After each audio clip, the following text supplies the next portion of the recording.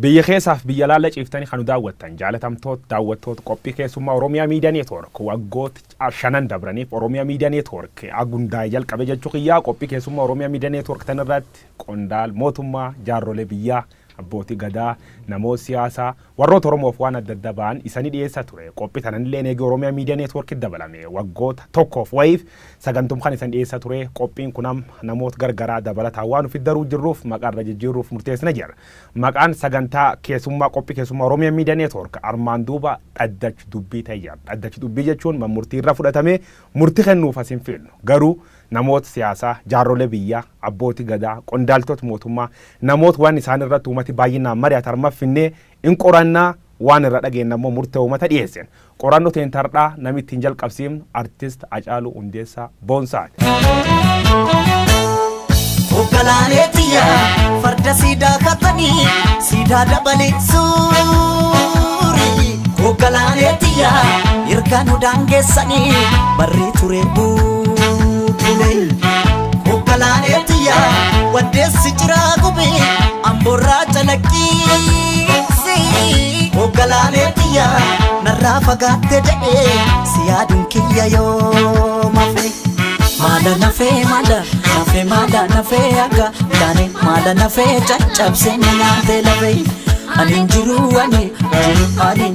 aga daane anin jiru kukkutee nyaatee ture. Cuwa jetti simbirroon halkanii aga cuwa jetti simbirroon halkanii nama garaan dhaane ilmamuun arganii aga maalan jira caccabsee na nyaatee jiran maalan jira maalan jira aga maalan jira caccabsee na nyaatee jiran anin jiru aga anin jiru kukkutee na nyaatee ture.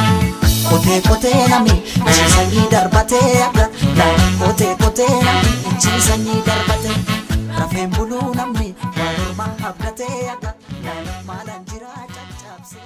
Hacaaluu Hundeessaa uumatii akka qabsaa'aatti akka artistii ilaallatu waggoota lamaaf iluumata dura dhabamtee jirta.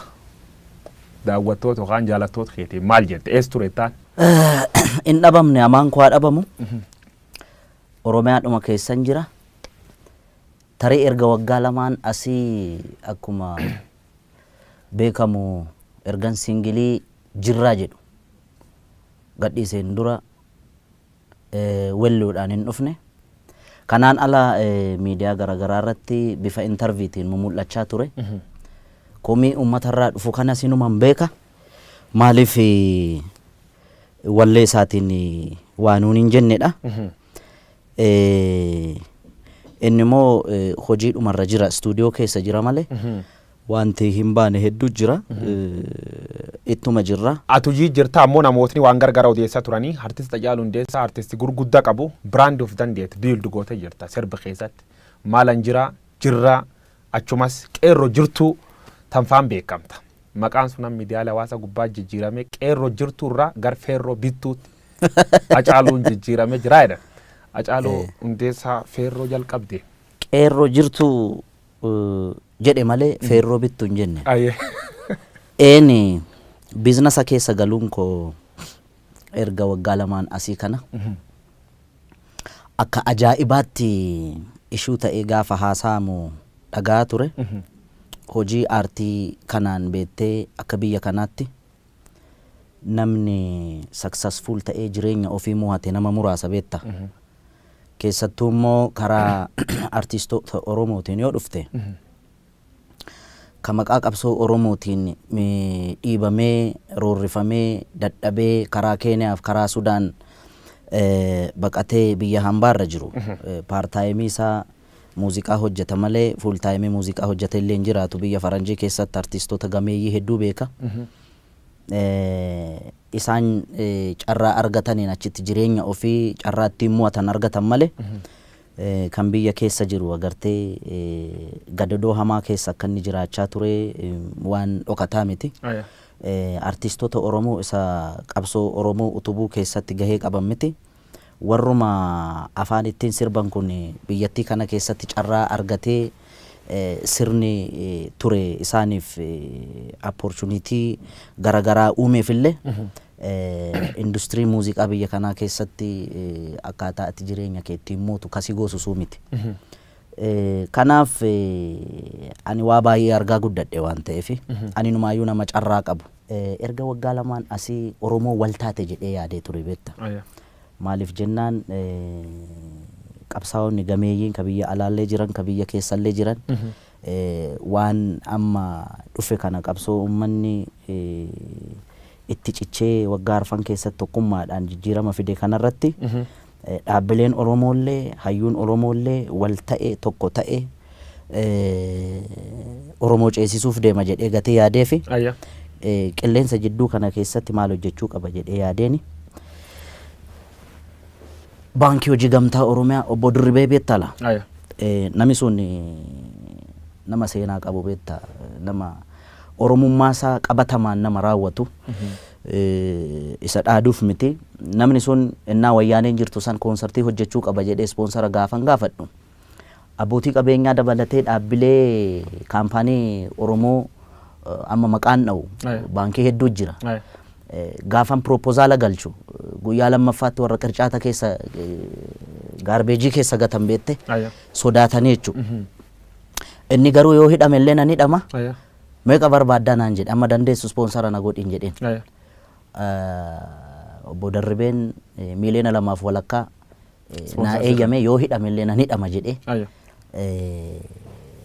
ispoonsara na godhee wayyaaneen battalumatti koonsartii kiyya dhoowwite jechuudha. Si jalaa haqanii jechuudha. Na jalaa haqanii jennaan battalumatti maallaqa baankii sanarraa fuudhe deebisee itti kenne. Silaa gaa faayinaansiidhaan waan hundumtuu ba'a miti. Inni ofirratti murteessee erga kana naa godhee taankii jedheeni. Nama sana amma yeroo lammaffaa marroo lammaffaadhaaf hojiitti seenuu barbaada. Maallaqaan of harkaa qabu waan hojiitti na seensisuu miti. Maalla gargaarta baankiin kun akka naa liqeessu barbaada. Maal hojjechuu barbaada? Impoortii hojjechuu barbaada. Impoortii keessa maal? Sibiila fiduu barbaada. Konistiraakshiniin biyyattiin gaagaa konistiraakshiniin irra heddummaatti yoo sana keessa seenee hojjedheedheeni ofii isaatii wabii ta'e kolaataraala tokko malee ammallee yeroo lammaffaaf sababa kiyyaan riiskii fudhate namni sun miliyoona 10 naa liqeesse. Birri miliyoona 10 asirra liqeeffattee jechuudha. Haa taatuuti ammoo namoonni tokko maal jechuu jiran. Hacaaluu Hundeessaa birri miliyoona 20 mootummaan Dr. Abiy Ahmad yookaan paartiin biltsiginnaa kenniteefi birri sun fudhachuuf Hacaaluu Hundeessaa agriimantii san mallatteessan akka jedhanitti birri suniin fudhattee ittiin callista birri suniin qabsoo keessatti sirba gahee tan ta'e qabaatu. Abba guyyoo. Birriin gurgurtee jedhan kanaafuu acee waa butattee jirta. Keessa namaan beektu keessa qabuttee namaa kenniteedhaan beekta. Otoo maallaqa akkasiiti wayyaanee nuu kenniti bar maa qarree du'aarra deemnaare. Amma sana kan qarree du'aarra deemee riiskii amma sanaa fudhachaa ture sana Dr. Abiy yoo aangoorra bahe yookaan immoo Oromoon tokko yoo aangoorra bahe miliyoona 20 naa liqeessaa yookaan lafa naa kenna yookaan maaloo naa kenna mana naa kenna konkolaataa naa bita jedhee osoo yaade wayyaaneen akka ajaa'ibaatti naa ofariin kunis ture. Amma yoo haasofte of dhaaduu ta'a beekta. Garuu immoo ijoolleen ragaa baatu jirti. Bara wayyaaneen jirtu daninnatiin manallee natti agarsiiste konkolaataallee natti agarsiiste kaan burraayyuutti kantiibaatti dhaqaati maaloo godhaafi jedhame qondaalonni mootummaan oppiidiyoo keessa jiran kan amma jiran warri gurguddaan kana quba qabu beekta.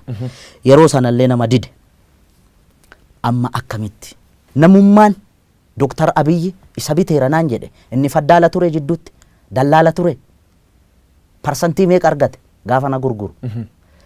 Anummata kiyyaaf qaalii beekta akkas jedhee nama by the way wanti bitamu miini bitamu mi'a qaalii bitamu miini rakashaan bitamu akka gaariitti fudhadha san garuu immoo mootummaan Dr. Abiy na bituu hin danda'u. Okay?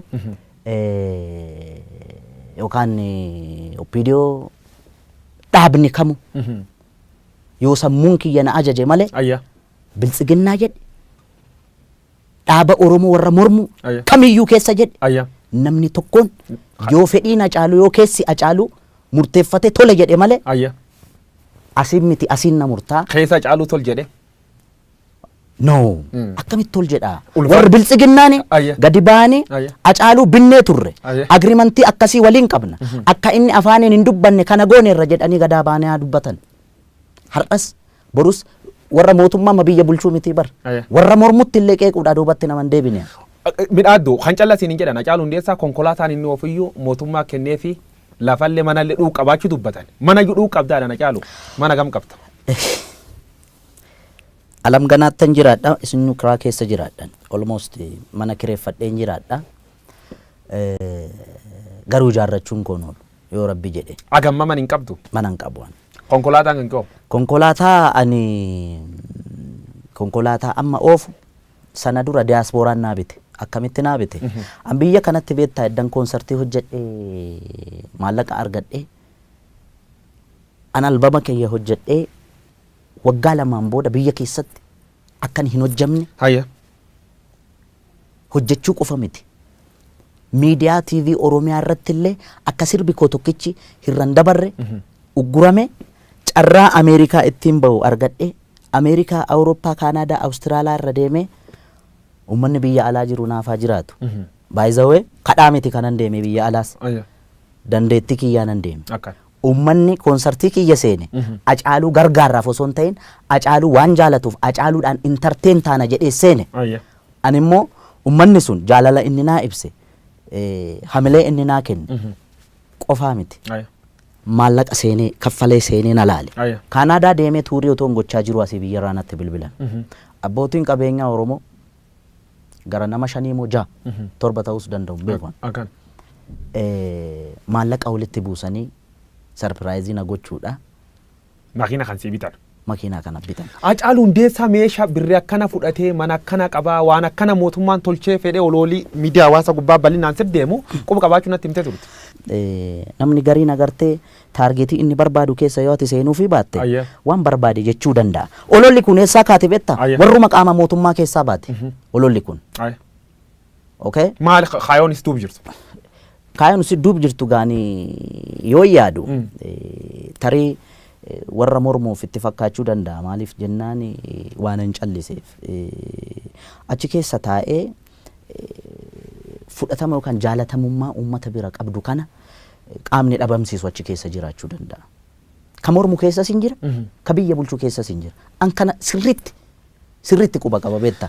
Garuu dantaan hin qabuufan hin callise malee agaruuna. Amma waan jiraayyuu uummati beeksifte. Fuulduraaf namooti shakki qaban. Artistoota waan garagaraa taasifama. Artistoota namooti bebeekamoon bu'aa dhuunfaatiin deebi'anii yoo dhuga uummata dhoksanii mul'ata. Kanaafuu artistoota shakkanii maqasanti baasan. Warra Hacaaluu Hundeessaa shakkuuf fuulduraaf Hacaaluun birriin jijjiiramaa jedhee fuulduraaf ka shakku. Hamma yaatti himta. Ka fuuldura maal dhaamtaaf maal jettaan? Beektaa hawwisoo keessatti hawwisoo mootummaan hooggantu kana keessatti artistii gameeyyii jira beektaa.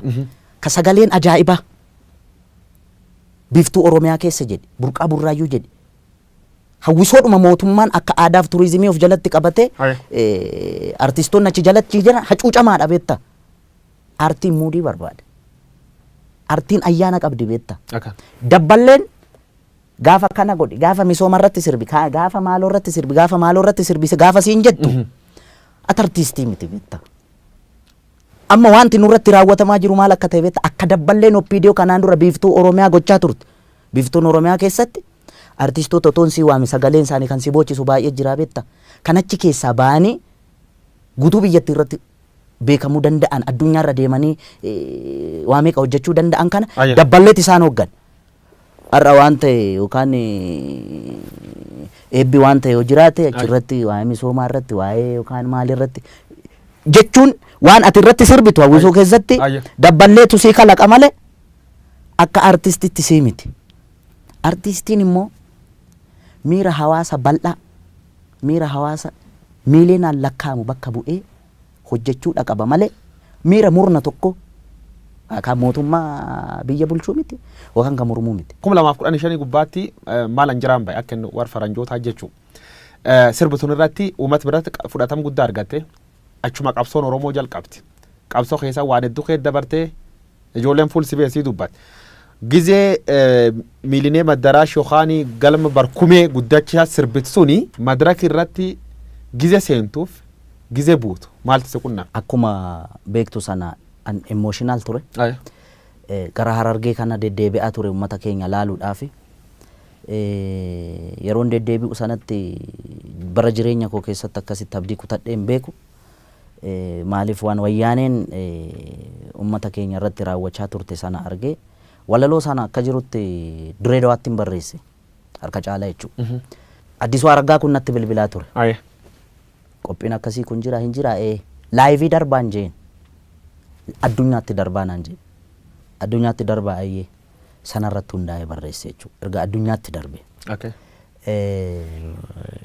Hin dhufee leetii ta'een dhufee yoo gaafa qophii sana. Dudduubatti haftee dhufte. Dudduubatti hafee gaafa dhufu artistoota kan akka Ittiiqaa kana ijoollee artistoota na dura seenanii perform godhan kana Addisuun walitti qabee gorsaa ture.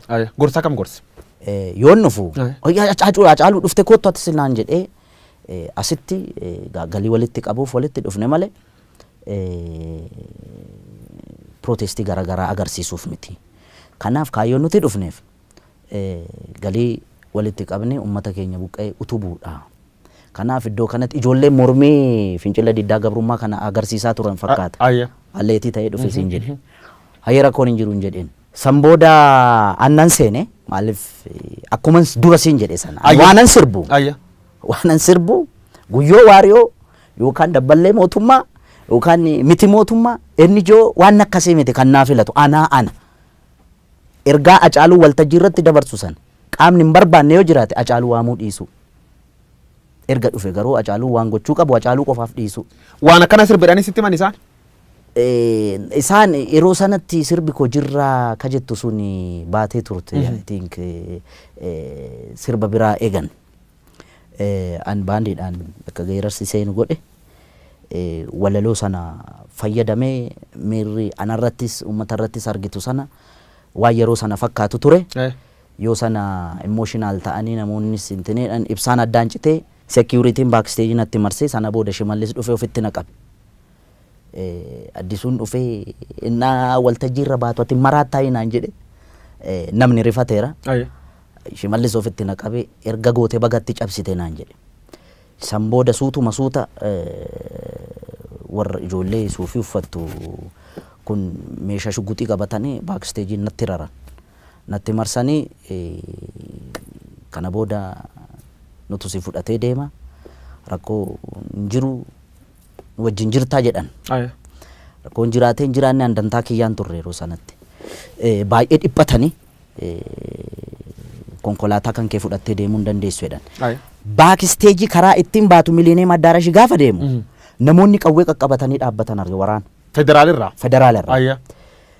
San booda nama Toofiq jedhamu amma protokoola muummicha ministeeraa ta'u beeku. Inni yeroo sana ijoollee amma gaardota sana mucaa hoogganaa ture fakkaata. Akkasitti jarrigaa akka dabarsanii na kennan bilbilaan rakkisaa akka turan qaama amma jijjiirama kana hoogganaa jiru kana yeroo sanatti aangoo irrattis ol hin baane agartee yeroo sana yeroo hamaa ture yeroo riskii ture. Dabarsinee hin kenninaa irratti lola hamaa ture erga uummanni bahee VAT jarri lammaa fa'aa biyyi fa'aa adda gaggeessaniin booda waraana ana qobaatti na hambisanii VAT lamaan fudhatanii na gadan. Kasi dinqu keessa karaa boolee Mikaayilii kana na fudhatanii ce'an. Si mursiisuuf jechuu? Yaa waan ajaa'ibaa mursiisanii na fudhatanii badan bar. Makiinaa qulfiis narraa fudhatanii biraatti kenname waan hamaa ture. Yeroo sanatti wanti dhalate dhugaan jiru kan. Maal wanni isaan haasan warri ijoolleen rafaa maal dhageette akka simii dhufe dhan? Ijoolleen inumaayyuu mucaa Tasfaayee jedhamu tokko jira amma maqaa abbaa isaa Tasfaayee eenyu akka ta'e beeku dameetikaadha. Ijoollee Oromooti ijoolleen suni inumaayyuu na dudduuba bireeniin fa'a ture. Sibiiliidhaan uffatanii adreesii fa'a. Almost amma waraanni hin banama eegaan turen. Reediyoo gochaa turu. Makiinaan hordofuu yeroo kate meetira akkasirratti rukutaa fa'a waliin jechaa turan. Parpasli si qabuuf dhufan jechuu isaan? Isaan na qabu maammaa dhufan jaratu kennuu dide. Good. Hojii hojjettu sun fakkeenyaaf madaraka irra cabsitee waan akkasii sun live irra dabarsu keeteef riskii sun fudhattee jirtu. Riskii sun itti gaabbitaa fakkeenyaaf. Ittiin gaabbi. Riskii ani yeroo jalqabaaf miti kanan fudhadhee inni sun hamaa ture. Beektaa ani namattuu hin himne hiriyoonni kiyya hin beekani. Haati warraan kiyya hin beektu haadha warraa kiyya ulfa ji'a torbaatu garaa jira. kan daa'ima immoo kan wabiin waggaa 2.5 ini mugaani agartee riskii kana maa dhaabbitti du'uu manna yoon du'es lafan siileessu namnu du'an qatu jiru beetta in dhaamattee chadaga hiriyootan teennatti dhugataatiin beeku dhartaati dharaa jedhi duu dandaa maatii tiyyaan waan akkana kana yoon du'ellee kan tolcha itti dhaamattee beetta dhaamatteedhaan dhuguma jechuun hiriyaa kiyya keessaa mucaa Ingiduu Cimsaa ka jedhamu jira inni hin beeka beetta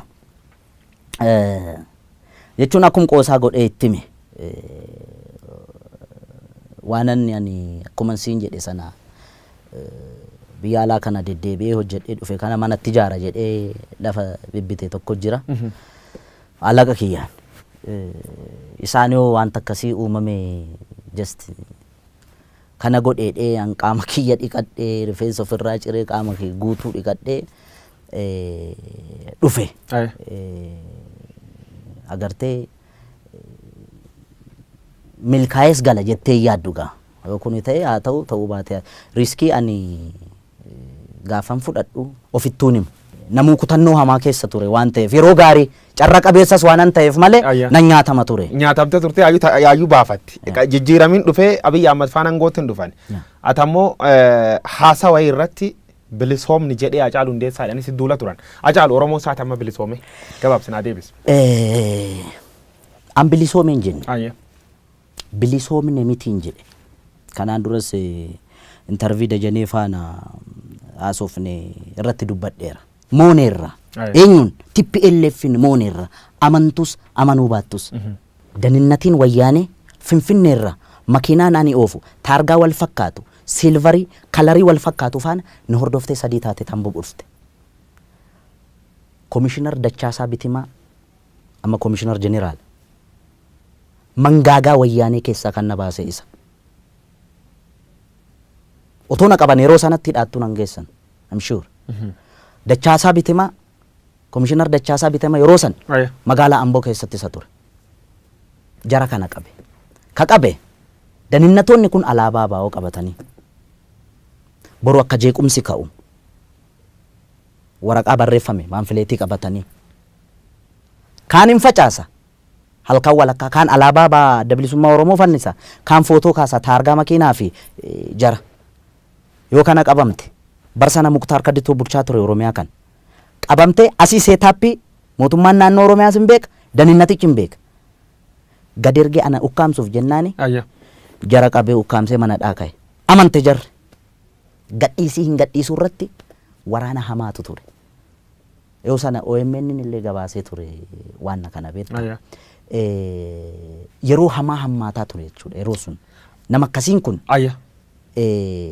fi kan kana fakkaatan warra harka nurra qabaa turan fa'aatu jira beekta walumaa galatti warra akkasiin jira akka waliigalaa akka fudhannu Oromoon saati amma tana cunqurs bar wayyaanii kee jirtirra waan gooma argattuma cunqursii agammanuu jirete cunqursan mallee jira Oromoo cunqursaa jira kun jala sararame beekuu qaba okay Dr. Abiyyi Ahmad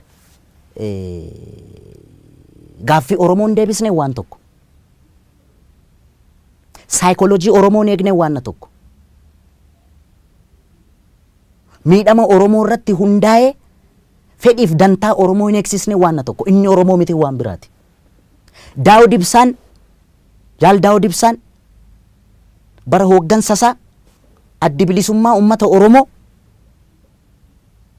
waggaa 10 fi 15 keessatti lolee lolchiise Finfinneen geenye waan tokko hooggansa adda bilisummaa Oromoo 4 kiiloon seenne waan tokko jaal Daawud Ibsaa nama qabsoo Oromoo keessatti umurii isaa fixeen garuu Fireew Maashoo Gidee jedhanii Tigiree gochuu waan bira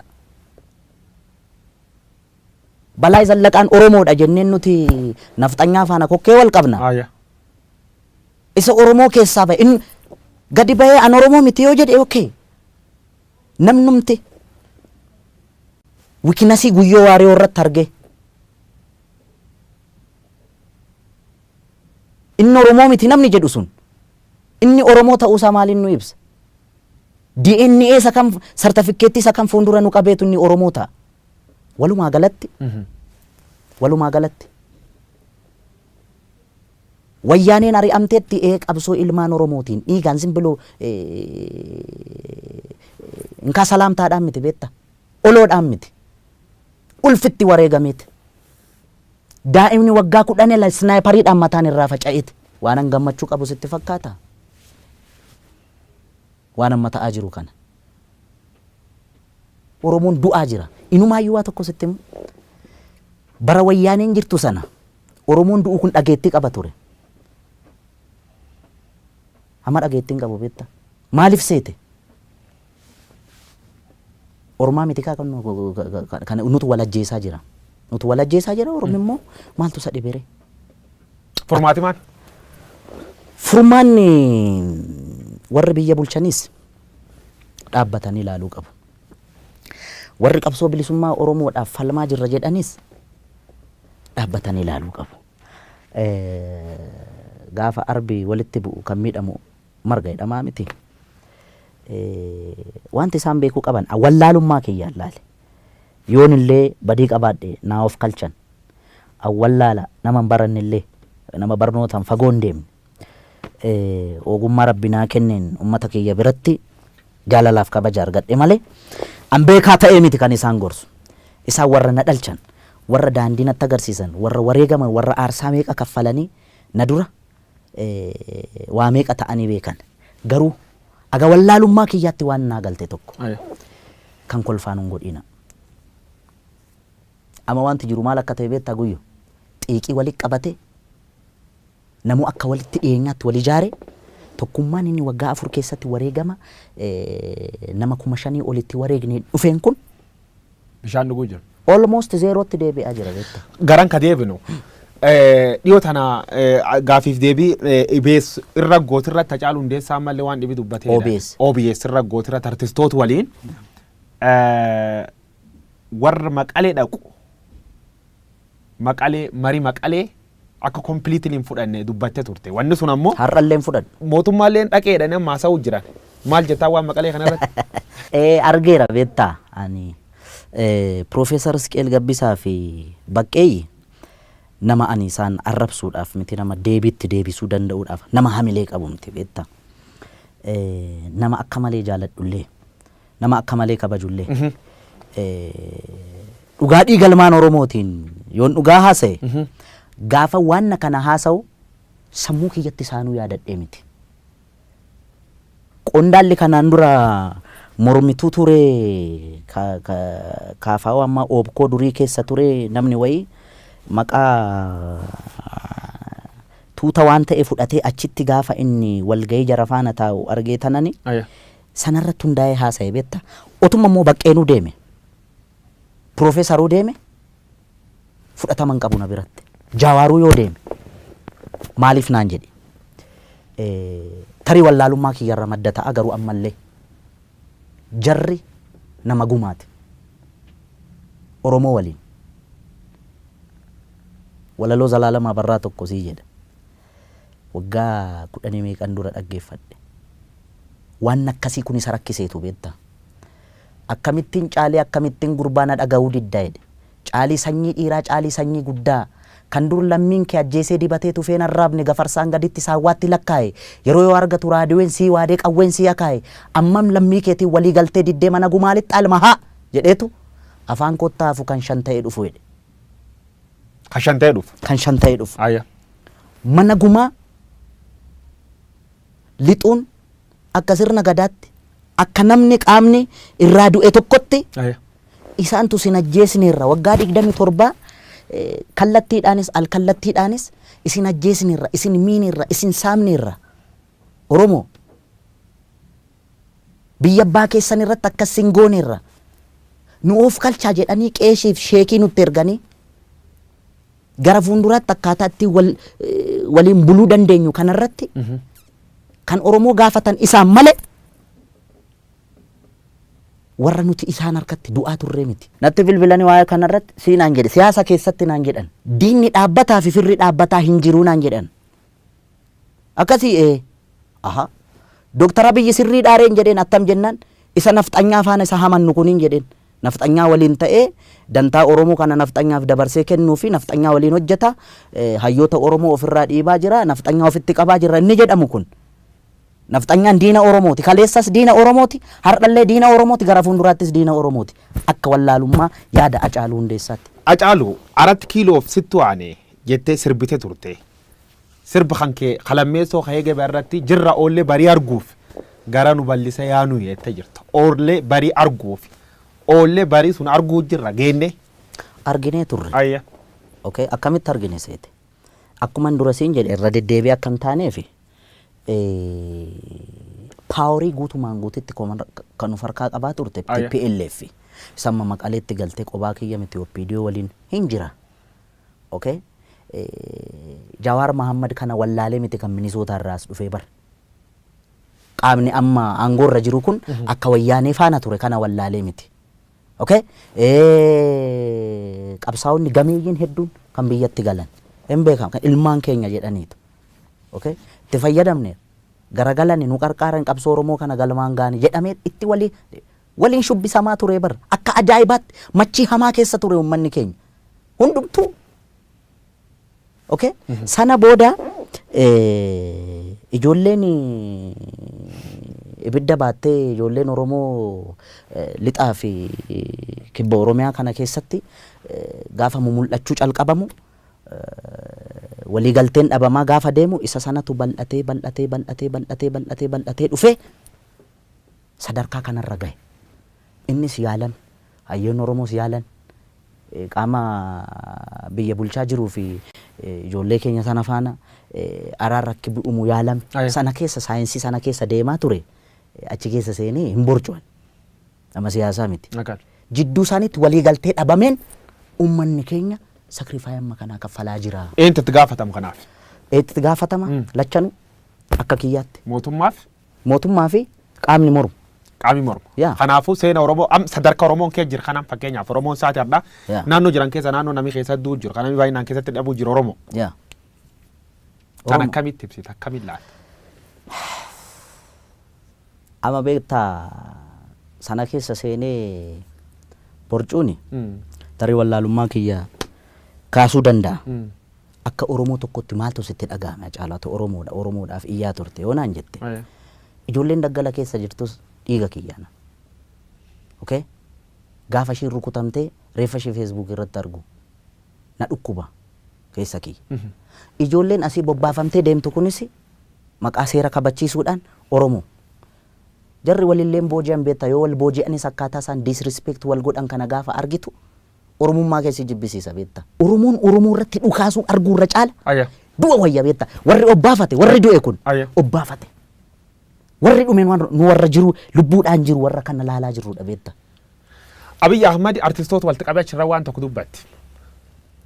Namoota lubbuun hin jirru Taaddasee Birruu fa'a Jeneraal Waaqoo Guutuu fa'a waan nu sirbinuuf beektu waan isaan lubbuun hin jirree fi jettee dubbattee turte maal jechuu kan kee? Waaqoo Guutuun goota keenyaa miti Taaddasaa Birruun nuuf fannifame goota keenyaa miti way kana booda ka'ee Oromoo kana godhe jennaani hin jennuun bara.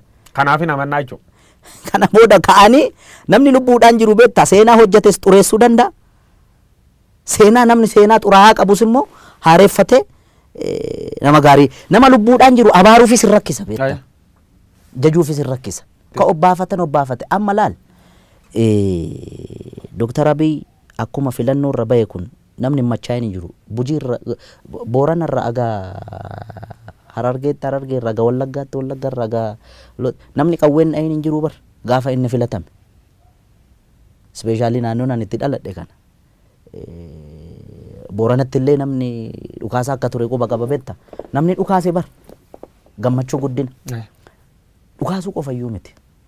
Ilma abbaa gadaa jedhame bakka deemutti eeboo fardatti badhaasanii gaachanatti kennanii maaloo ta'e sana ta'e kana ta'e inni viizhinii mataa ofii qabaa mutiire. Jijjiirame Abiy Ahmad jalqab kun waggaa lama keessa tag deema deeme. Kara sirriir jiraa warreen hin jira. Abiy Ahmad kara sirriir hin jiru dogongor guddoo hojjechuu jiru warreen hin jira. Kan keessa kan fudhattati. By the way jalqabumayyuu ani barree namni na dursee qeeqeen jiru garuu dhugaa namaa baasuurra wikinasii namaa baasuutu namatti intini kun dhufe amma sirriirra hin jiru ana akkamitti sirriirra hin jiru seete. Inni Oromoodha. Harki isaa dhiiga Oromootiin xuraa'uu hin qabu. Akka wallaalummaa kiyyaatti maal isa gorsa beekta? TPLF ummata Tigraayitti hudduu gatattee nu fixaa turte. Nafxanyoonni ummata Amaaraatti hudduu gatatanii Oromoo fixaa turan. Mangistuu Hayilamaariyaam qofa beektaa kan jidduu irratti akkas ta'e. Namni kamuu saba kamiyyuu keessaa dhufee aangoo qabatu. Kana booda akka inni aangoo irra turus kan godhu Oromoo, akka inni aangoo irra hin turres kan gochuu danda'u Oromoo. Okay mee Dr. Abiyyi kun Oromoo miidhaa jennu.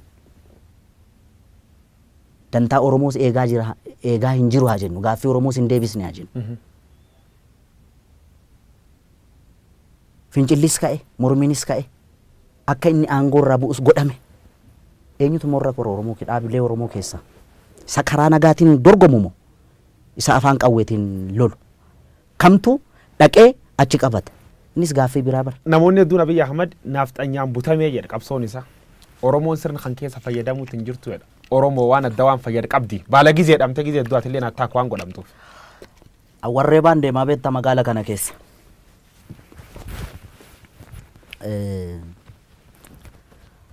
Jira wanti inni fayyadame.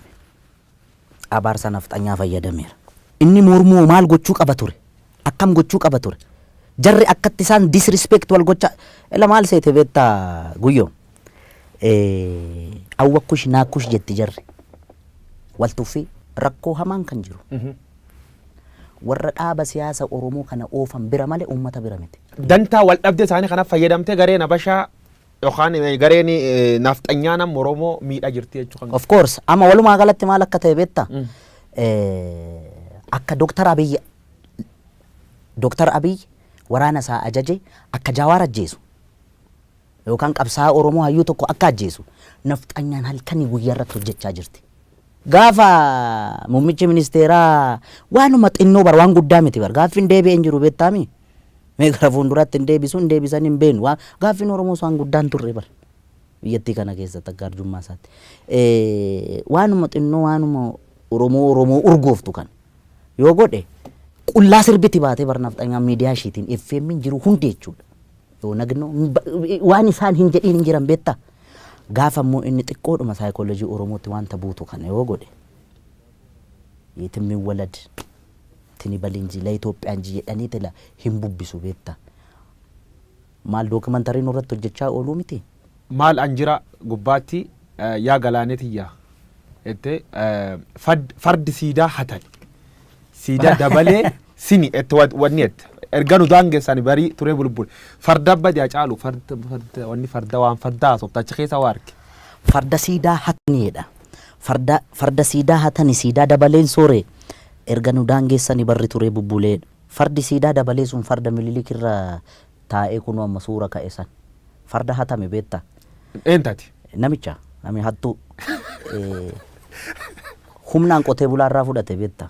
Ijoollee Arsadii promotion ka jedhaman bolaa sadan tokko jira siisaay bulbulaa waggaa 8 dura sochii hamaa gaggeessaa turan kitaaba isaan barreessan irratti arge beekte. Siidaa dabaleen kun nama galaan farda isaa kaalchoo fi garbuu qallabaa ture gorroo jalatti. Oromoon sangaa fardaa isaa maal godha beektaa? Guyyaatti yeroo 2 dhiqa beeke naannoo keenyatti nuti farda goojeedhaaf lolaaf itti qophoofsitu kan leenji'amu garbuu nyaata gorroo jala hidhame. Namichi kun gaafa farda taphatu beekamaa ta'e odeensii qaba beektaa. Akka kitaaba sanarra jedhutti seenaani gorgisitu taabonni wayii hin baay'edhan as birbirsa gooroo kanatti. Nami kun maqaa qaba siidaa dabaleen kun. Namicha bira qaqqabe fakkaa Minilik bira. Odeeffannoo Minilik bira. Waa maatiin haa taphatu jedhame. Inni farda isaa miiccee maaloo jedhee bareechee galaan irraa sakaraa dhufe beektaa. Sakaraa dhufee goojiirra mul'atee na dhadha'u kana argee nugusni taa'ee argaa ture. Harkaa fuudhaa jedheen irraa bute beektaa. Waameetu farda akkasii kun mootiif malee nama teebula akka keetiif hin ta'u isa jedhanii nu abaaran sana jettaa mire jedheeni harkaa fuudhee siidaa dabaleen boo'aa deeme. Kanaaf gaafa amma farda kana laalu nan aara beektaa farda hatame farda nu jalaa hatame kanarra taa'anii hin qaanofneen nama qaaneessiteedha. Inumaayyuu immoo suura kaa'anii cimaanii.